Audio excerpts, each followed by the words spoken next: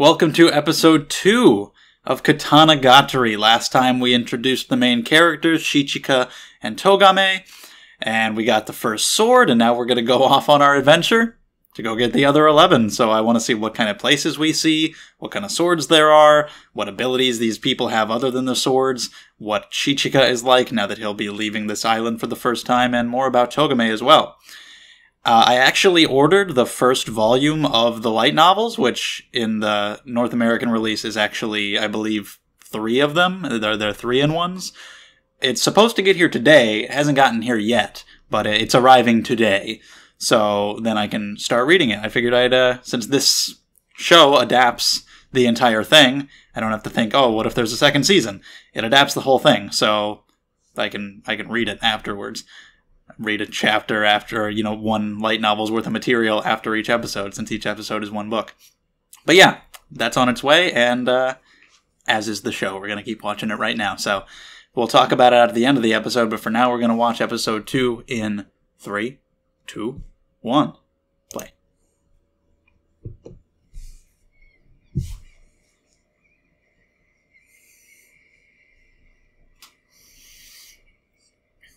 So I kind of wanted to get back into reading light novels. So I figured, let's get this one. Not good at sea. At least not the way he's driving.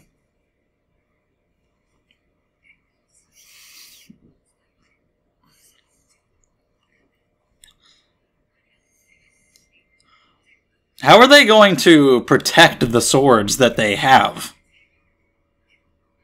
Alright, we're in Kyoto. Like, once they already have some of them, the more you get, the more you have to keep track of. Are they just going to carry them on them everywhere? And keep them safe at all times? They could get stolen.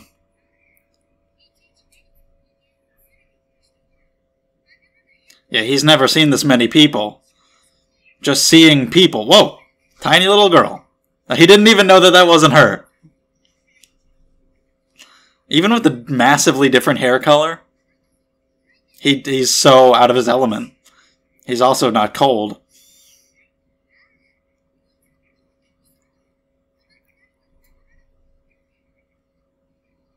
There is a massive height difference between the two.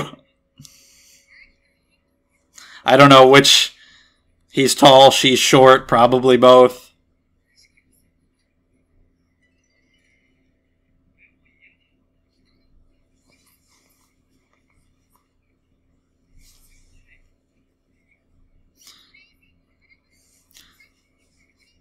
Just get something that he can still fight in.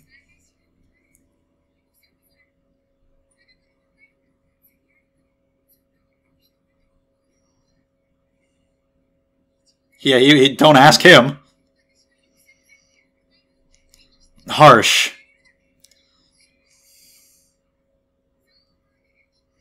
He must be her slave that she uses for her pleasures.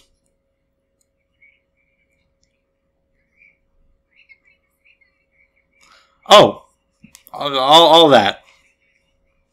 Yes, you do. I don't know what causes the eye to come out.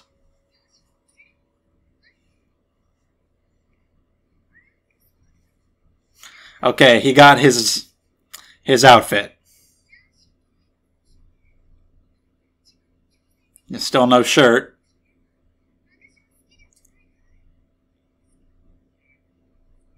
Wow.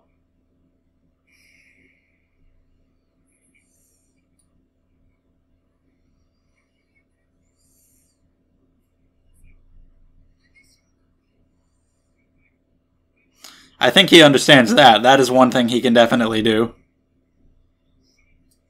He's definitely tall.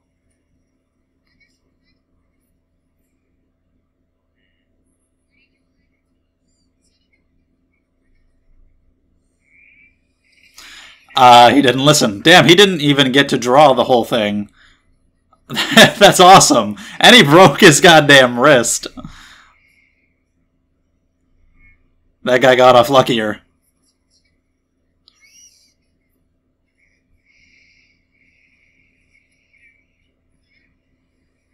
Yeah, you don't need to kill them.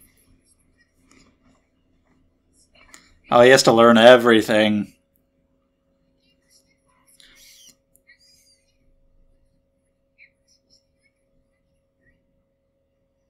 Bizarre. Oh, yeah. Right?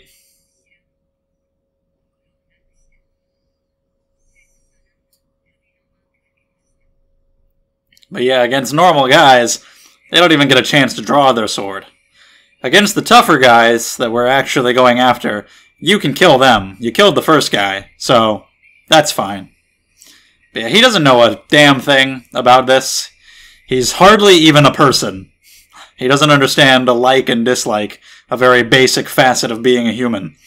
So, yeah, we'll see how that goes. But that was cool. That one guy, ow.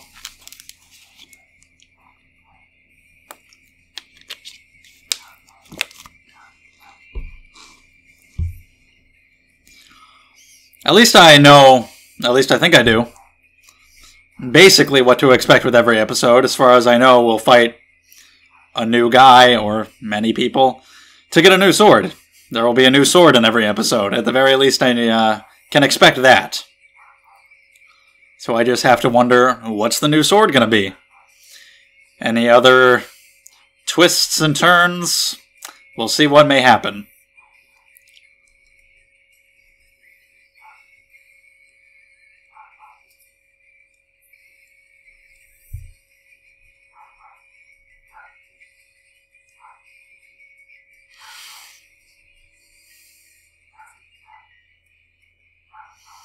Okay, here we go. Episode 2. Zanto Namakura.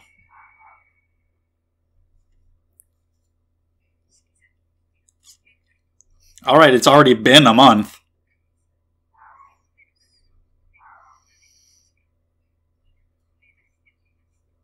So I was wondering if we would follow like the release schedule and, each sword would be found once a month. So it's already the next month. February. I believe it started in January.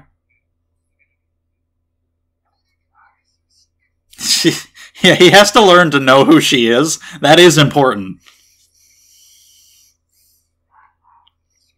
So just do like image training.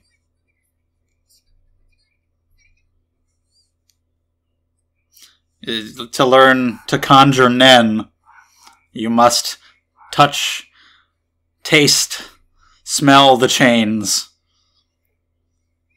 You're allowed to lick, huh? Okay, yeah, go ahead.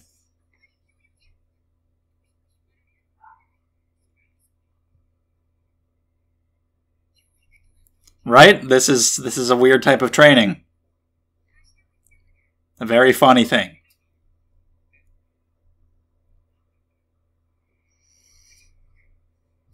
Why does that castle have teeth?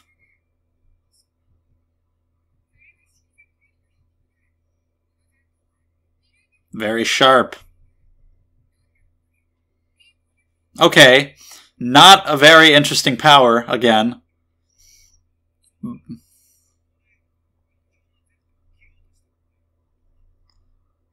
Yeah, I mean, you've got to...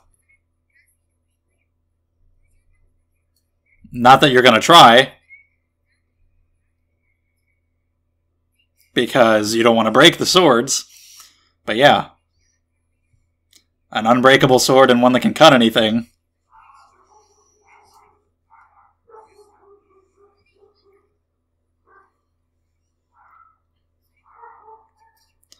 But since the cutting one might be better, it might be able to do it.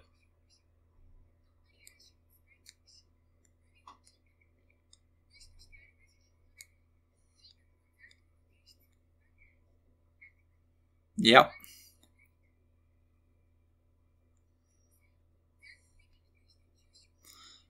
Goddamn. I think that has less to do with the sword and probably more to do with him.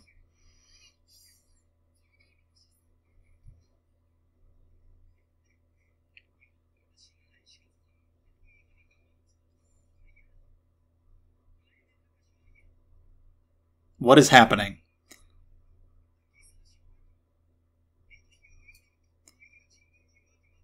This guy's design is absurd. I saw him in the preview. This guy looks ridiculous. I'm not going to be able to handle him talking out of order. No, no, no, no, no, no, no, no, no, no, no. Stop it right now. This show has so much dialogue already. I can't handle you talking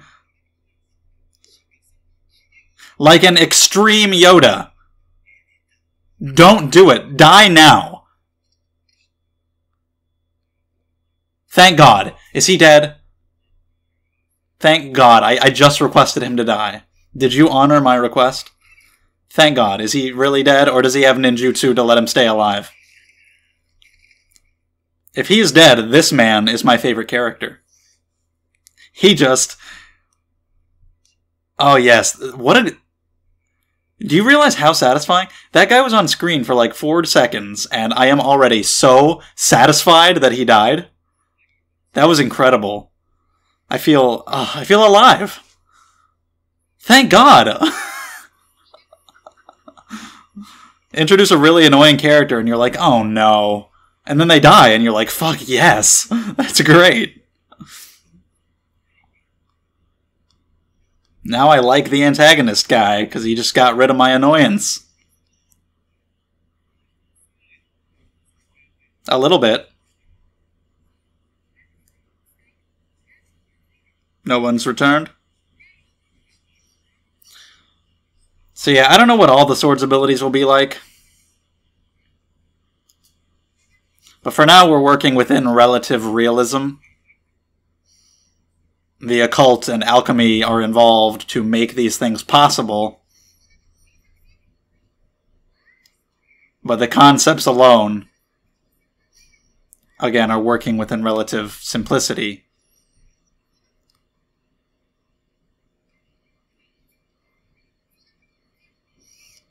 Can't be broken, cuts anything. We don't have, like, swords that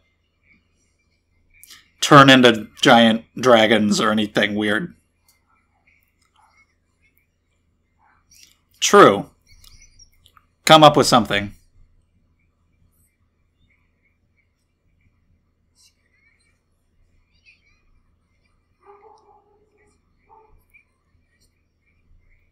This music.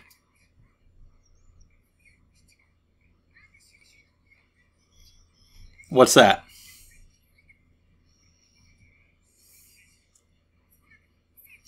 What does that even mean? A weak how? As in he's bland because he doesn't know anything? Yeah. He doesn't know anything.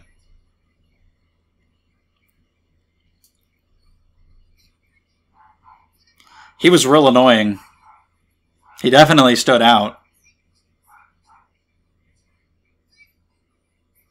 This girl is just Nisio-Isin. She's just the author telling us his notes and his fucking commentary. He's describing his main character and how he made the ninja stand out more.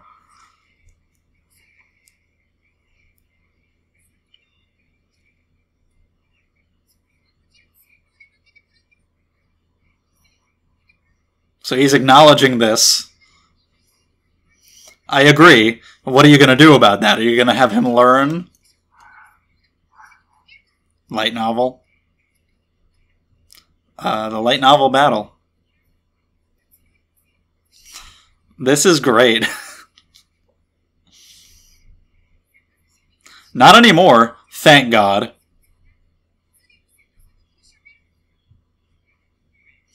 To annoy.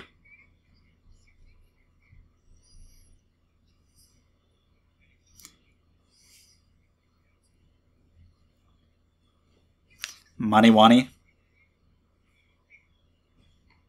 I can get behind that, Maniwani. I wonder if that's some kind of pun or anything.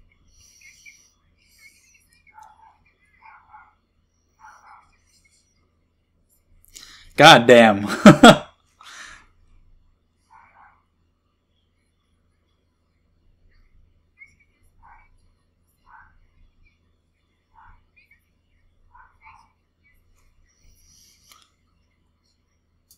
This is like...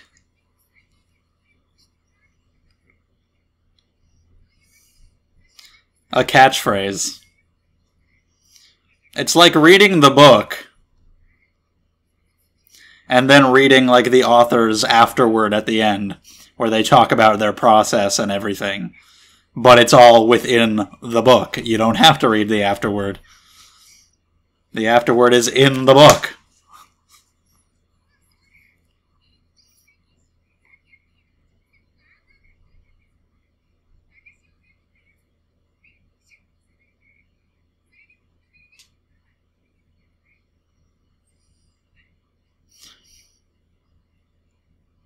Do you have to stand up and pose? Oh, well, that's what she said. That's what she said to him.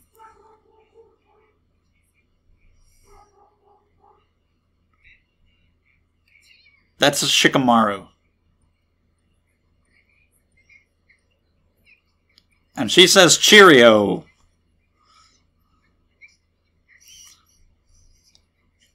This is going on for a long time.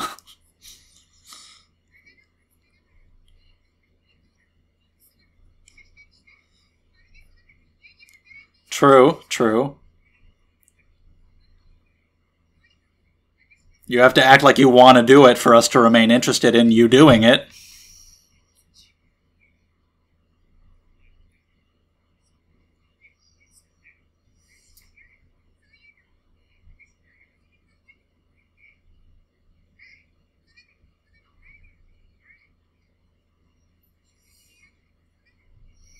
Okay, let's pick. Yeah. Don't let it just come about. I have a list and you will pick one. The gods love no one more than me. No.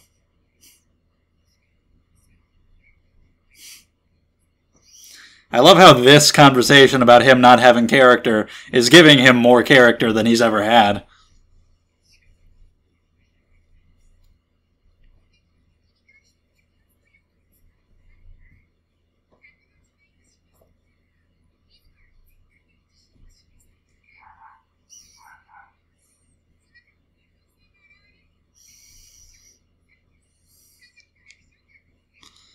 Sure. We'll get to the bad guy like at the last 5 minutes of the episode. The other 40 minutes are just going to be sitting in the desert talking about this.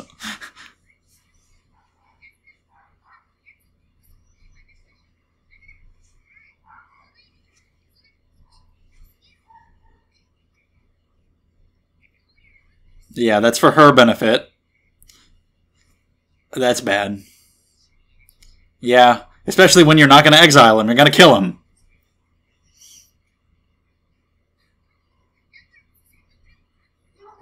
I guess. He has a basis for why he'd say it, but I don't like it.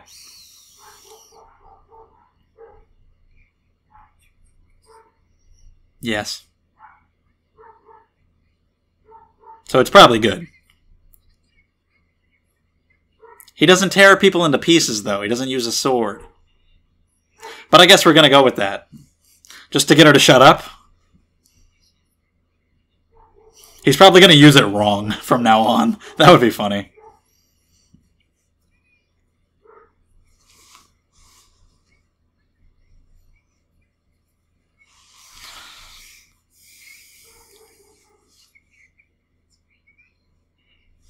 And it makes sense as somebody who's trying to like raise her own recognition and her status that she wants to write all of this down and make it as exciting as possible just to show what great of a journey she went on and make her look like she wrangled in this guy and did all of this.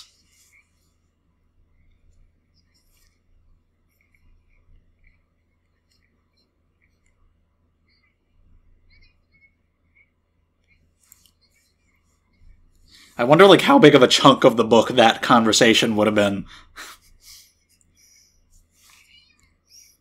You don't use that right either. Like, why do you say Cheerio?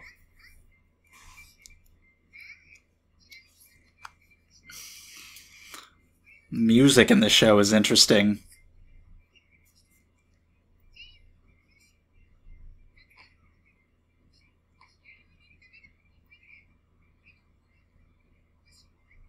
Okay. It is. I would say it is. I have Cheerios right back there. Honey Nut. Not normal. Regular Cheerios are gross. I don't trust people who eat regular Cheerios. Chesuto. Yeah. Also don't trust people. Okay. Who eat single stuff Oreos. Ridiculous. So is that going to happen in a future episode where she realizes her mistake?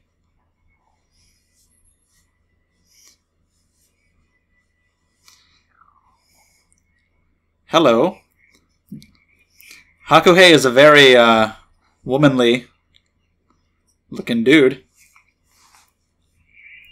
I wonder if he'll be the final opponent. They said he went after the one that was thought to be the hardest to get. And of course we've heard about him hyped up a bit. That catchphrase makes even the people he's defeated fall for him. Literally, he fell down.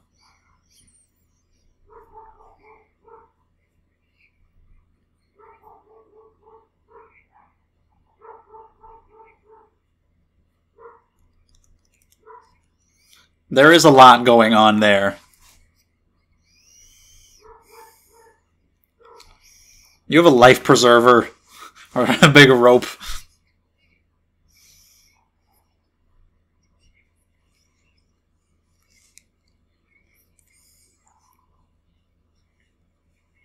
Yeah. Right?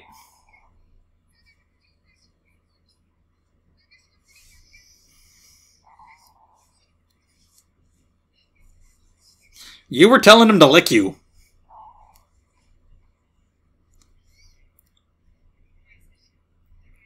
I like the way it looks.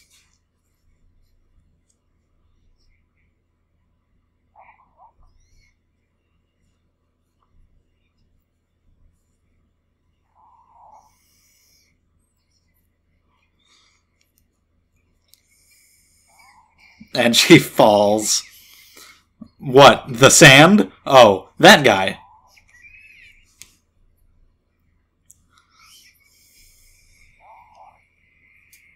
And there's the castle. You made it.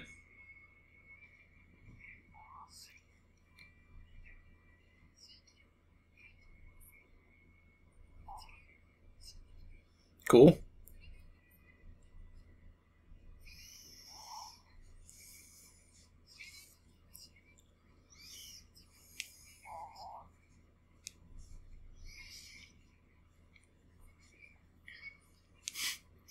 Well, you did.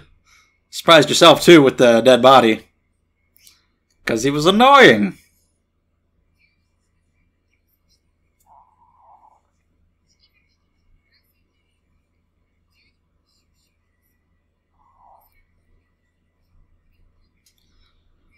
And he got destroyed.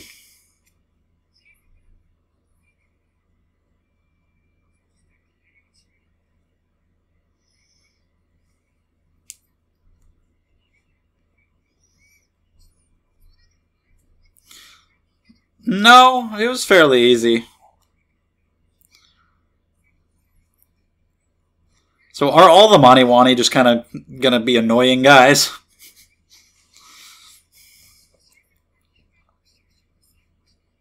Yeah, he would have taken off with it. At least now it's still here. But this guy, obviously much stronger than this guy.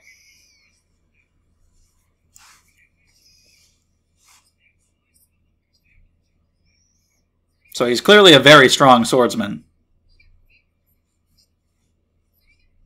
See how he fights the swordless style.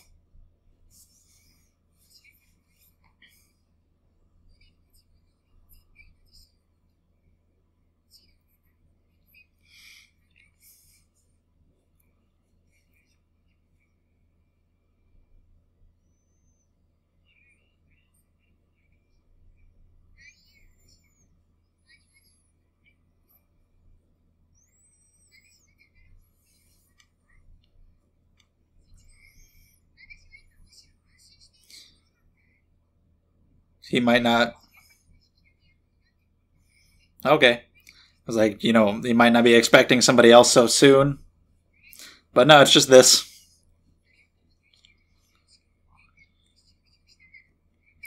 It just adds an extra twist into her story, something else she can write about.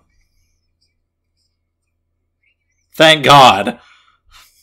Nisio Isin came up with this character, immediately killed him, and then was like, thank God I don't have to write that guy anymore.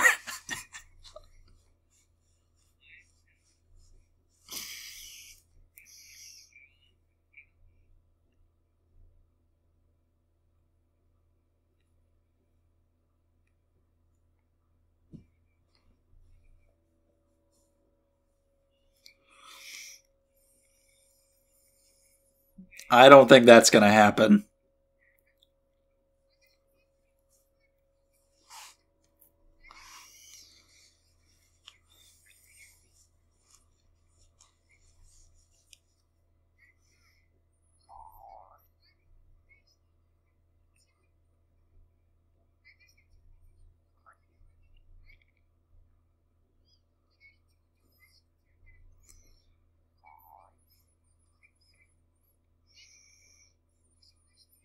Okay, I mean, sure.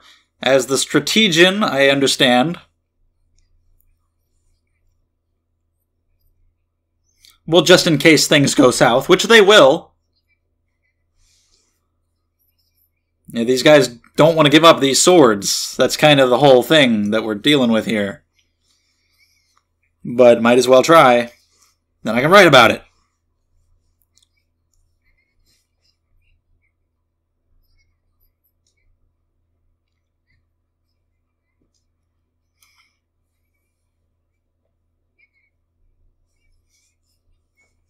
We're not cutting anyone. He doesn't use the sword.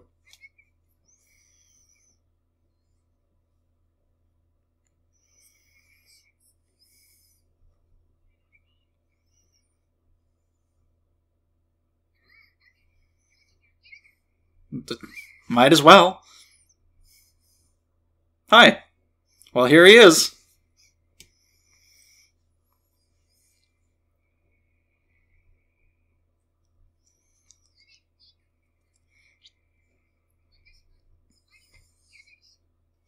You need to shorten that.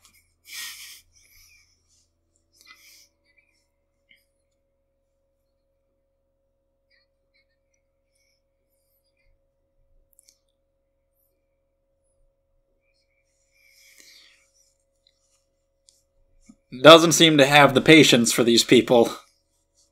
It's a tiny little room. Why do you think? No.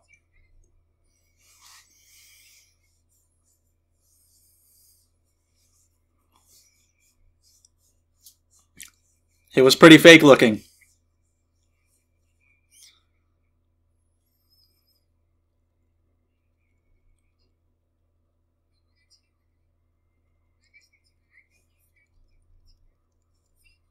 And we talk in the right order.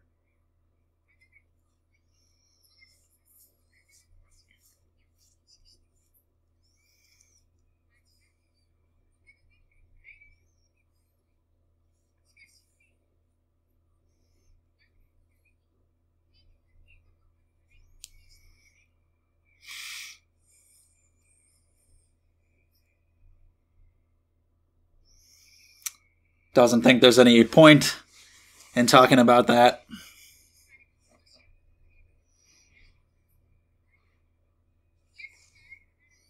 Anything at all? Anything this guy wants? He just sits in this room.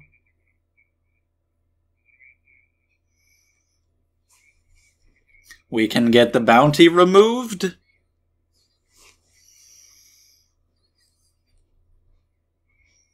We can give you the money for your own bounty.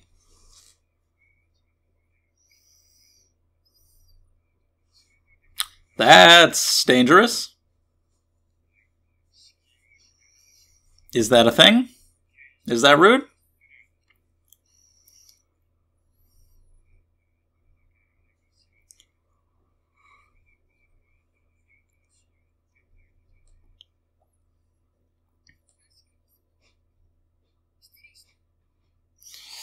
Shichika, you might have to step in. Yeah, he's drawing the blade.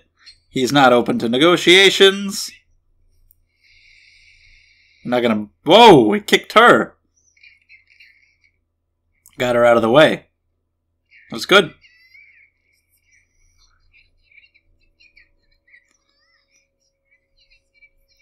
You're alive, aren't you? Whoa. Almost cut the boobies. You don't want that. He's good. Good thing. Good thing you're a little heavy.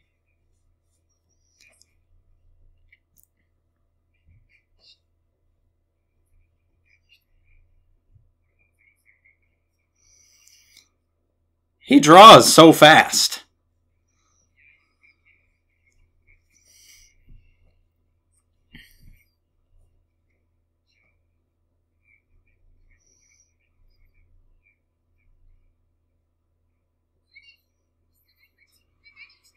You've attacked the strategian of the shogunate. Now it's fighting time. Well, they were prepared to, in case.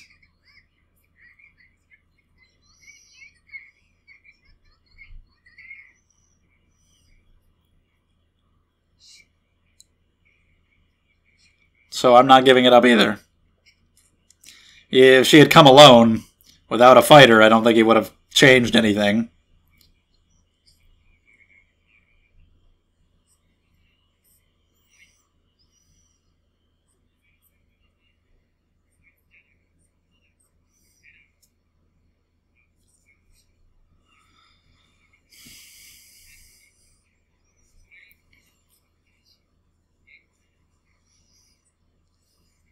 Ooh, talking shit.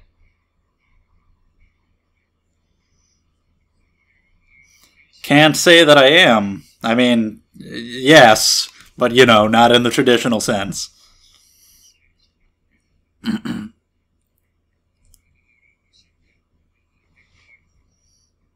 Haven't you noticed that he doesn't have a sword?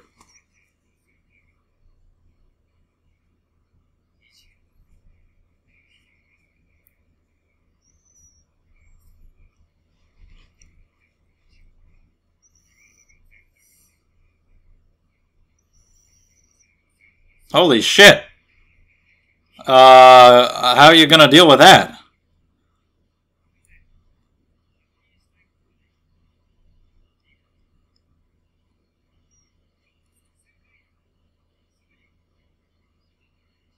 You're the one who wants to do the thinking?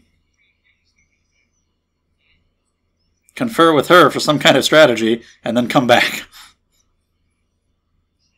Okay. He's fine with it, so alright. He might recognize the name.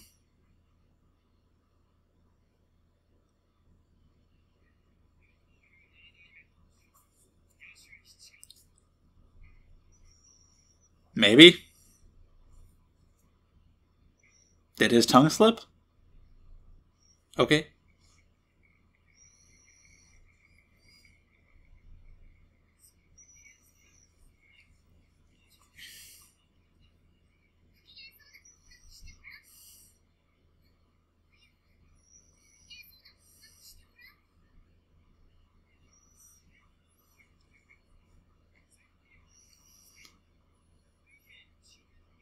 Yeah, she would be.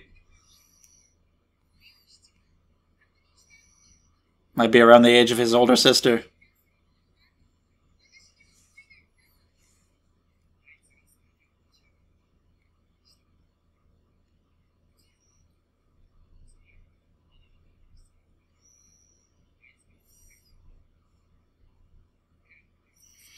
Do his legs work? I don't know if he's like moved his legs at all. Maybe he moved them a little bit. It's all about that room for some reason.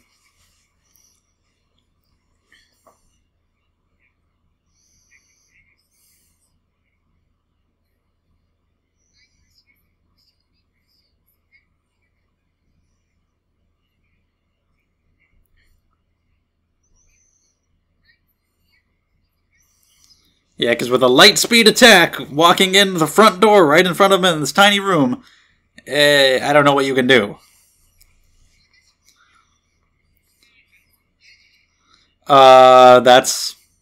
She's just going with it.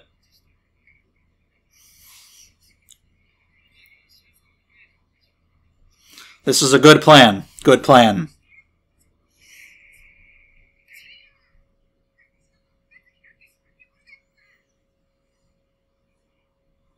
It might not.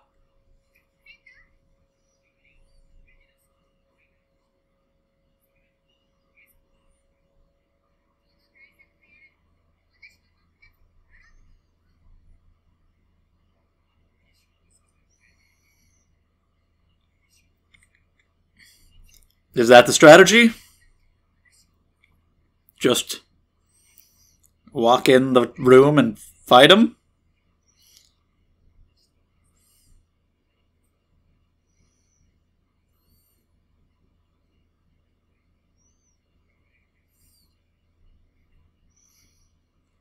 Right. To be able to beat future opponents. Gotta make sure you win with skill. She's red as hell.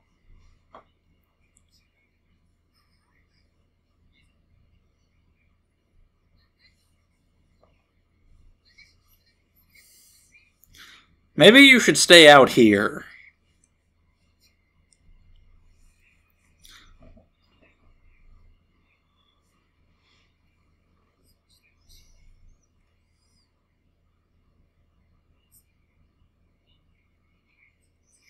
Of course.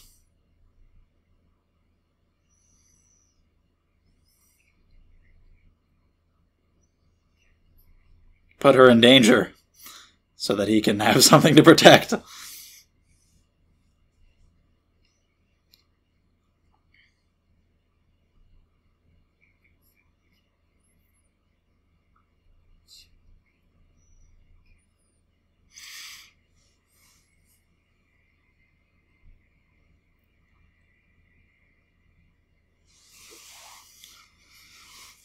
But not you. He's stayed. He's keeping the sword. He's keeping the castle. He's the only one left. Feels like he's got to stay.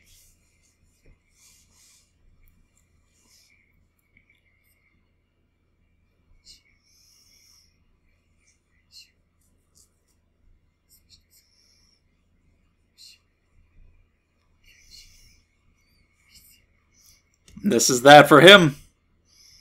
If he gave up the sword or gave up this land, what would he have?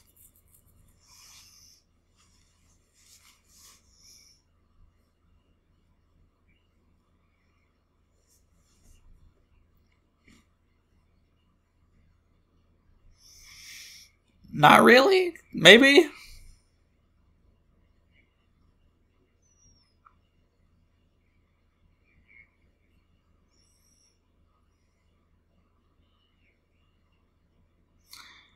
Again, with the shit talk.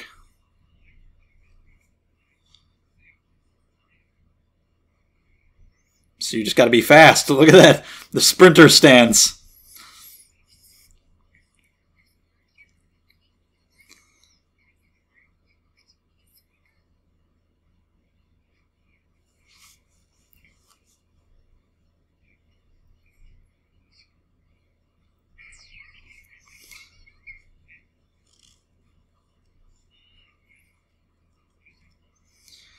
What the hell is going to happen?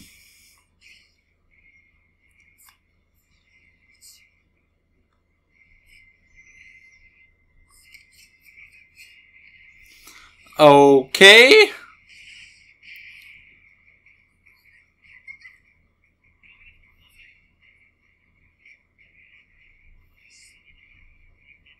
I guess that's all it was. It was footwork.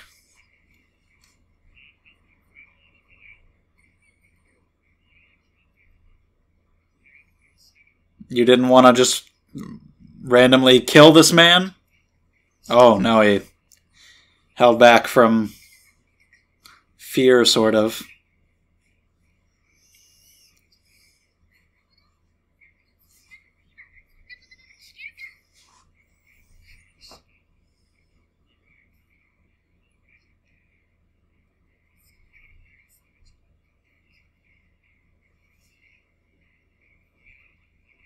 Wow, this is the highlight of his life.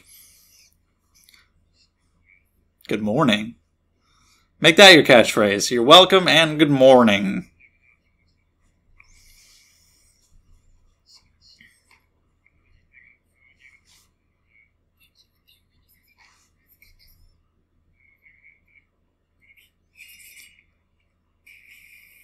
Well, shit.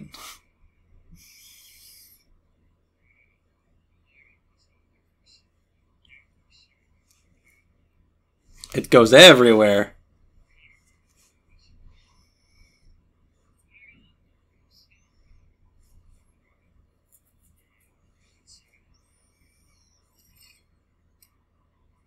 Whoa!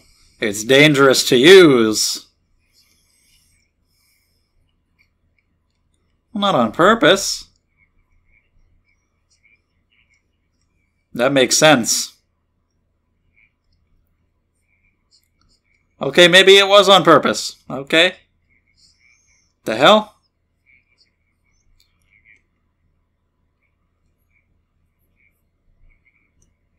Just have like a thing of water for that? But alright.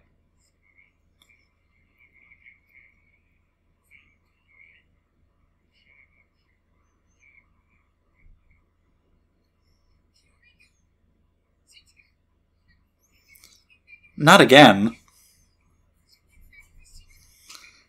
I mean, I guess.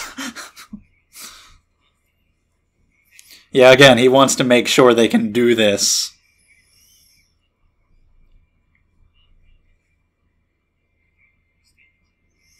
What do you have?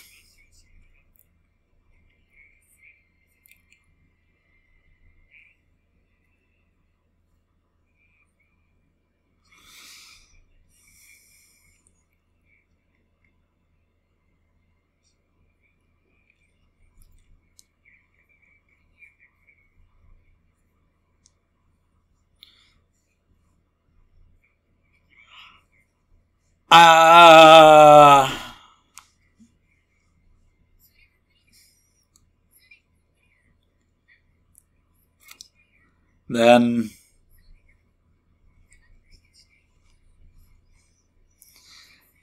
I guess we're done talking.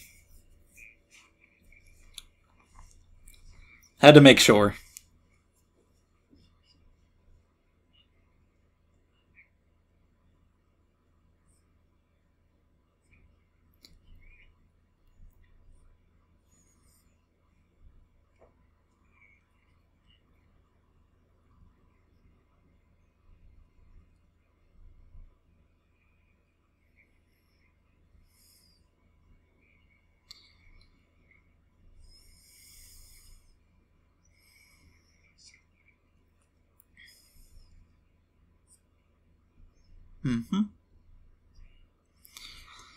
Alright, what kind of moves does he have up his sleeve still?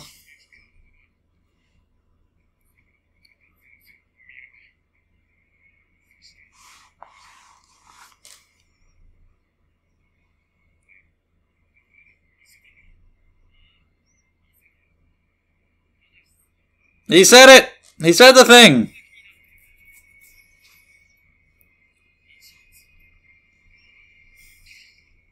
Ten!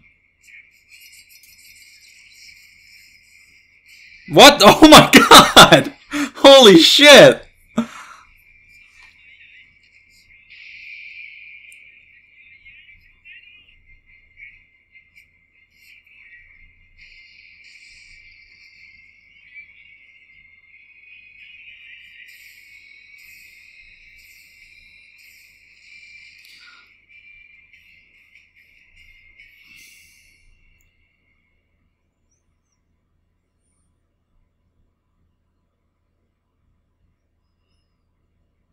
Alright, well they did it.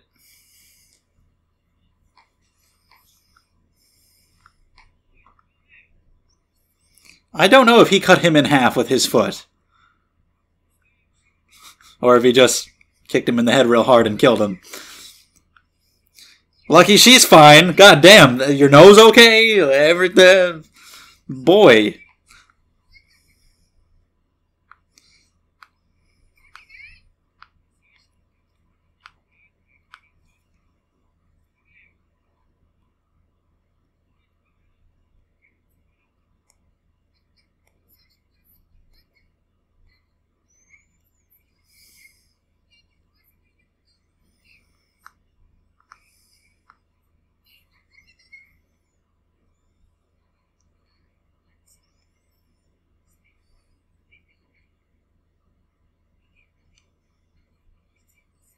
Mm-hmm.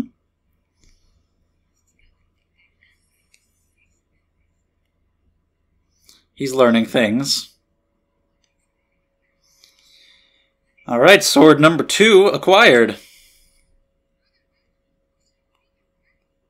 Does it matter?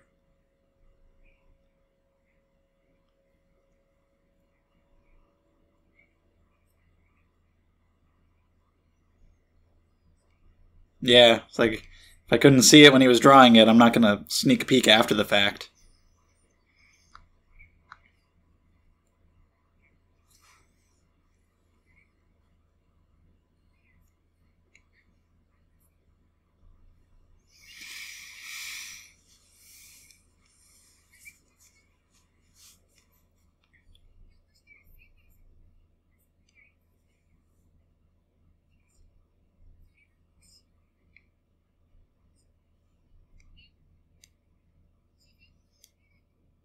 Yeah.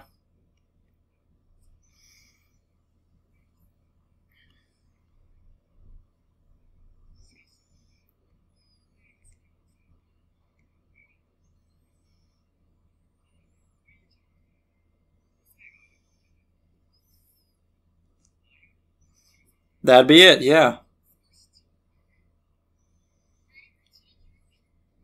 Line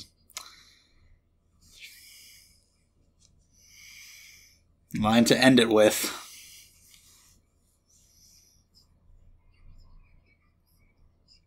Alright, are we going to come up with one of those too?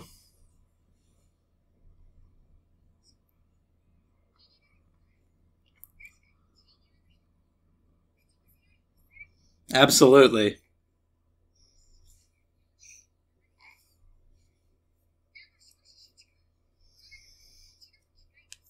Because you have to survive this whole thing. There's the eye again.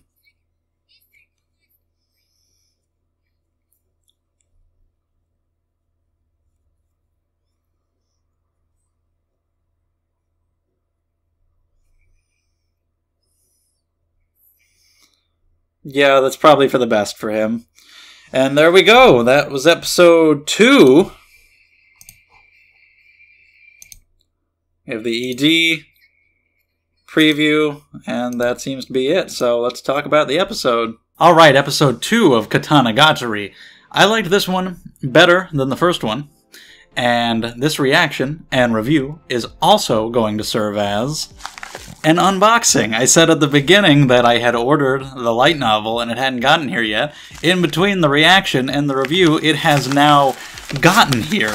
Let's just go ahead and do this. This is fun, right? Yeah, it's thicker than your average light novel because it's 3-in-1. Little bit of wrinkle damage at the bottom, but oh well. What are you gonna do? This is it. The first 3, so I can read 2/3 of this right now. Neat. Hardcover. Pretty cool. Looks nice. Indeed. Well, that's interesting. So we'll see how it goes as a book. But yeah, episode 2, so we're going after the second sword, which is super sharp and it can cut through anything. Still not getting that creative on these sword powers. That is the most disappointing thing to me so far. I don't know what we will get with the other 10, but so far the first 2 have been very basic. Right now, I'm going to keep my expectations low for those. We're kind of working within a kind of realistic basis. They talked about how he uses the occult and alchemy to create these swords. just as a reason why something like an unbreakable sword or a sword that can cut through anything can exist, but the actual abilities they have are not going too far into the realm of insanity. We're sticking pretty simplistic with those. If we just had a sword that, like, I don't know, poisoned, you know, they always talk about the sword's poison, as in, like, the effect the sword has on people that makes them want to keep it and wield it. If there was a sword that literally just had poison in it, or things like that, just swords that shot elements out of them, any weird sword powers you can think of. But for now, I'll try to keep my expectations kind of low as to what the swords will be able to do, because this is very similar to the first one. That was unbreakable. This one can cut through anything. It's interesting, since those two are back-to-back, and they have the discussion about, could it cut through the unbreakable sword? And like, I don't know, and we're not going to test it out, because I don't want to break these things, but she theorizes since the cutting one came later, then it might be more powerful. But of course, they're also not going to have to worry about that in battle or anything, because it's not like he's using that sword. And one thing I worry about going forward for them is actually keeping the swords. Getting them is one thing, but then what about after that? The more you have, the more dangerous it is, the harder they will be to continue to carry around. Because I guess they're just going to keep carrying them around. So, you know, you go to sleep one night and then somebody comes in and takes them, you gotta keep guard on all of these different swords. You got these maniwani, as they're calling them now, out there, who, so far, are nothing but an annoyance. There was the ninja from episode 1 who was a very annoying man, and then I loved what happened in this episode with the maniwani guy, because he is the most annoying man who's ever existed on any planet. His design is absurd, he's got all this weird shit all over him, and he just talks like backwards or out of order. And I'm like, oh no. This series has so much dialogue already. There's so much that I have to keep up with and also like talk during, and it can be a little much sometimes. If I have to listen to this man speak backwards for an entire episode, I'm going to shit my pants. And then he just immediately dies, and that was the greatest thing that's ever happened. During the reaction, you could tell just like I was feeling genuine happiness over that, and I thought that was pretty brilliant. From a writing standpoint, you introduce this character that you know the audience is immediately going to be like, oh no, do we really have to put up with this the whole time? And then they're like, nope, you don't, and they kill him immediately. For someone to have only been on screen for such a short amount of time, to deliver that level of annoyance, and then that level of satisfaction when they're killed right after, is pretty incredible. And it's referenced later as well, because this episode is so meta. The first episode had some meta moments. There's just an entire scene of nothing but a meta conversation in the desert. There's a lot of meta stuff in this episode, which I actually really enjoyed. Like I said, it gives it some extra style and personality, and I can just imagine the thought process behind writing it. But yeah, later on, it's brought up again. Togame says, well, at least now I don't have to write backwards in my book. I don't have to deal with his dialogue the whole time. So I just imagine Nishio creating the character, killing him off, and then being like, oh, thank God, I don't have to write that guy anymore. Even though I'm the one who just created him 5 seconds ago in the first place. It's like he had the idea for the character, then immediately realized it was a bad idea, but decided to go ahead and put him in the story anyway, and kill him off, rather than just like scrap the idea entirely. And that really reminds me personally of one time when I did a Let's Play. I was doing the Phoenix Wright games, and the character Wendy Oldbag, I gave her a really annoying old woman voice that I was voice acting. Obviously, I'm voice acting all the characters myself. And I grew to hate her, partially, if not entirely, because of the voice that I gave her, because it was a really annoying voice. And so that just makes me think of that, and that's funny. But yeah, there's just a real long-ass conversation in the desert where she's talking about how she's going through the process of writing this, and how he needs to stand out, and how he needs to not only stand out with his strength in battle, but as a character, and how the ninja from episode 1 was more memorable, and he can't let them outstage him, outshine him, and all this stuff. And I'm like, this is just Nishio explaining the thought process and how he feels he needs to write this character. Like I mentioned in the reaction, it's like the author's commentary or the afterword that you would get at the end of the book, where they talk about that kind of thing, or the kind of thing you get in manga a lot, where you have something at the end or maybe between chapters, a Q&A, where they talk about their thought process or how they came up with certain things or why they went in certain directions.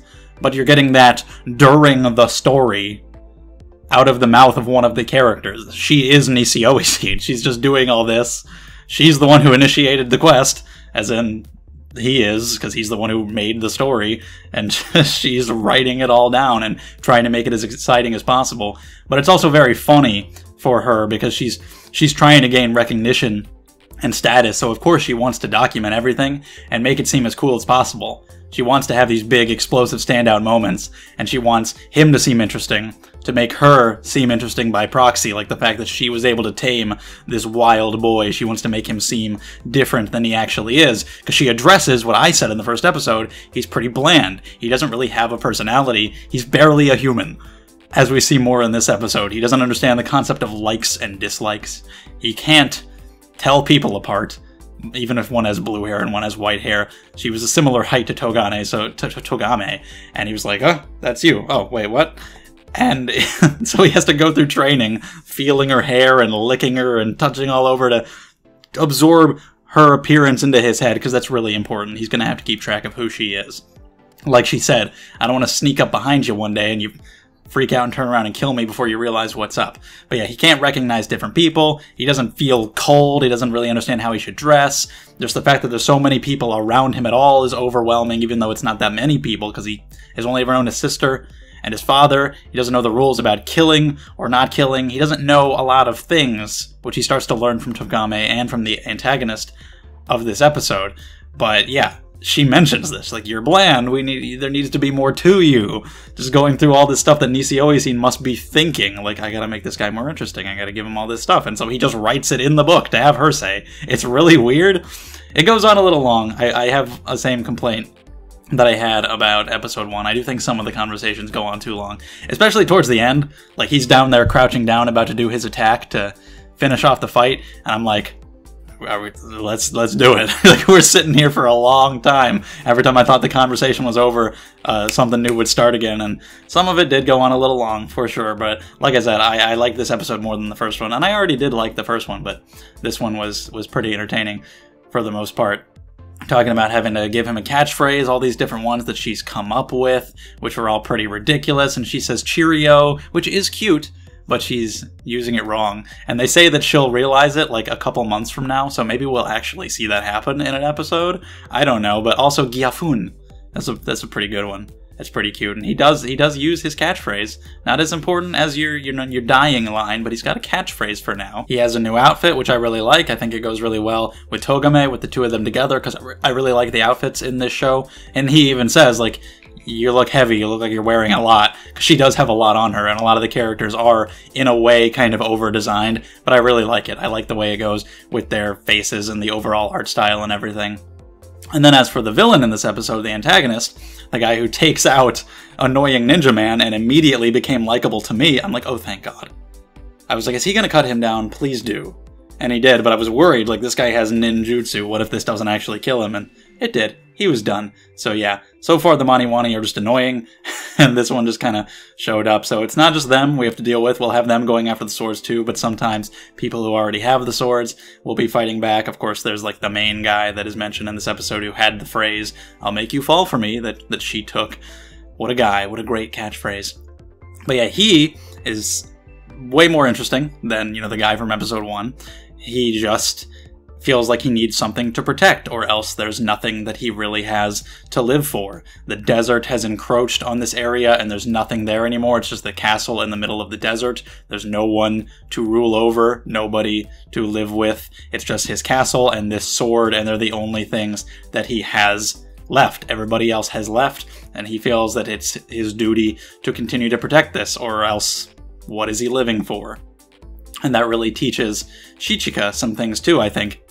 He grows a lot, I felt, in this episode, at least in my mind, in how much I like him, because at the end of episode 1, it's like, okay, he's pretty bland, but it makes sense because of his upbringing. I understand why he's been isolated on this island, but I feel like through this episode, I have like several already new perspectives on him. Like through the conversation in the desert alone, where they're talking about how he needs to have more personality, I feel like that gave him more personality alone. But then the encounter with the antagonist in this episode did a lot for him as well. Because this guy, he was just trying to protect what he felt he needed to protect. It was an interesting set piece, just the fact that he has this small room, he's sitting there at the end, somebody comes in the room, he's gonna slice him, because he draws really damn fast. The fact that the sword cuts anything is hardly relevant, like, it basically doesn't even need to be. Like, you know, I get that that helps, and it's a super powerful, super awesome sword, but if this was a story without these crazy swords, and you just said that this guy was using this drawing technique to be able to draw that fast and was really good, I'd be like, okay, fine. The fact that it can cut through anything really basically means nothing. There's nothing that otherwise wouldn't have been cut through that was. Like, the only things he cut, made some slashes in the wall, he cut her clothes, that's about it. But either way, and the fact that it kind of just comes down to like simple exchanges of one hit each. You know, we're not going into like a big protracted sword fight or anything, or a sword versus hand fight. Somebody will step in the room, he'll do his really damn fast draw, and they'll try to do something, which is cool. Seeing him fight those two guys at the very beginning, as soon as they started to draw their swords, and he just kicked them and broke them immediately, was badass. Fucked the one dude's arm up pretty bad. But here, this guy is so damn fast that, again, he's just gotta try to get in one move while he can while this happens. It's just like a very fast, quick exchange of blows that has to be over in an instant. So him using his footwork, seeing that he has more than just his style of breaking or disarming the blades of his opponents, he's able to use footwork in such a way to trick his opponent into thinking he's in a different spot than he actually is, and then after that, he just is able to quickly spring to where he needs to be into a safe spot, and then go in for the kill. Springing off of her face, which was incredibly unexpected and pretty amazing. He had been talking about, like, you know, someone who has something to protect is stronger, and I guess that was kind of bullshit. Maybe not entirely, but he's like, yeah, I kind of hoped the first thing would work, but I kind of needed you there as insurance. I mean, yeah, like, saying, like, I want you to come in here to the dangerous situation so that I have you to protect, so that I can be stronger, already kind of iffy on that, but it ties in nicely with the fact that the other guy, I don't remember his name, had something to protect as well, and he just springs off her damn face. That was good, and I really feel like he was the strategist here. I like the fact that they, again, took the time. It was an interesting setup here. This guy was just going to stay in this room, so they could take the time to just leave and go talk and then come back, because he's not going to leave the room. I loved his idea about send Togame in there, let her die, he'll go outside to dispose of her body, then I'll get him. That was pretty funny. But yeah, like, he's the one who did that. You know, he came up with jumping off of her face and jumping off of the ceiling. As long as she doesn't know all the moves he has in his arsenal, it's hard for her to make a strategy for him.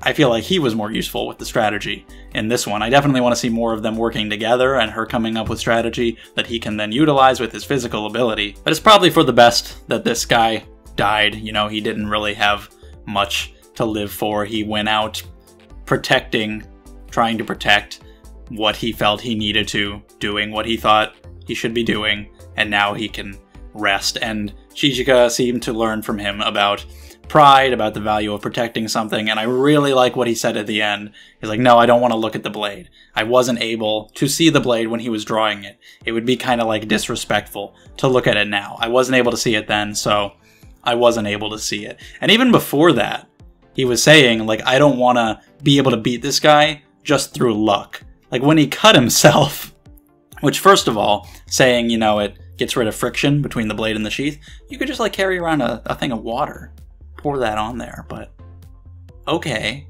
I guess this one's more surprising to the enemy when it just suddenly happens, but yeah, interesting, for sure. At first I thought it was just like, it was such a reckless attack that he accidentally cut himself too, but no, he did it on purpose. And then Togame said, we can just leave and let him bleed out.